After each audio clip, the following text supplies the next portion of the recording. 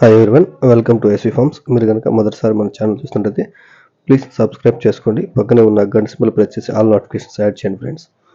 ఈరోజు భీమవరం మెట్టవాడానికి సంబంధించిన కాకినాడ పుంజును సేల్స్ కోసం ఉంచడం జరిగింది.